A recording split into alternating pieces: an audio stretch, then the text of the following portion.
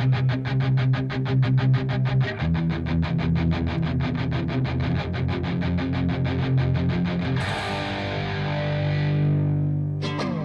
the world of guitar slingers, one Texas bluesman stands tall, despite being only 5'5". Stevie Ray Vaughan, born Stephen Ray Vaughan, October 3rd, 1954 in Dallas, Texas. His musical odyssey started at the age of just 7 as he watched his older brother Jimmy, later from the Fabulous Thunderbirds, play guitar, and Stevie wanted to be just like his big brother.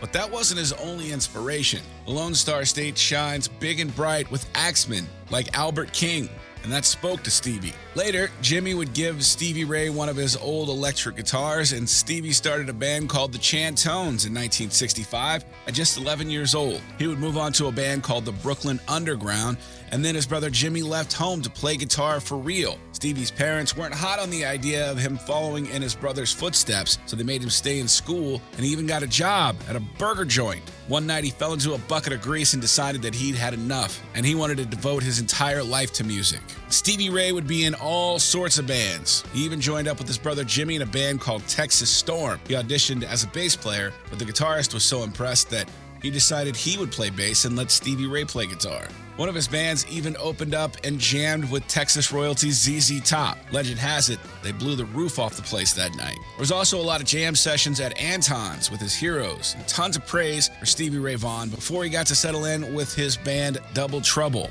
But it was a show at Montreux Jazz Festival that really propelled him to the next level. The crowd wasn't ready, but the audience had a few ringers, like Jackson Browne, who jammed with Double Trouble the following night at a casino gig. He was so impressed that he offered his studio to the band to use free of charge. They recorded 10 songs, and during that session, Stevie Ray got a call from David Bowie, asking him to play guitar on his new album, China Girl. SRV was the guitarist on 6 of the 8 tracks on the album, and the rest, as they say, is rock and roll history. The album sold 3 times more than Bowie's previous album, Rare, and Double Trouble would go on to see mainstream success. Stevie Ray Vaughan would become a bona fide legend while battling addiction until finally he would slay his dragons. Unfortunately, he wouldn't be able to enjoy the clean life for very long, as Vaughan and members of Eric Clapton's touring team had just played an Alpine Valley Music Festival in East Troy, Wisconsin. En route to the airport, their helicopter crashed into a nearby ski hill shortly after takeoff. Vaughan and 4 of the others on board died.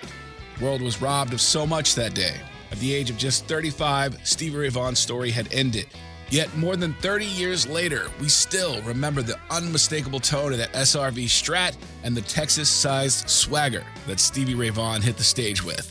And this is his classic rock resume.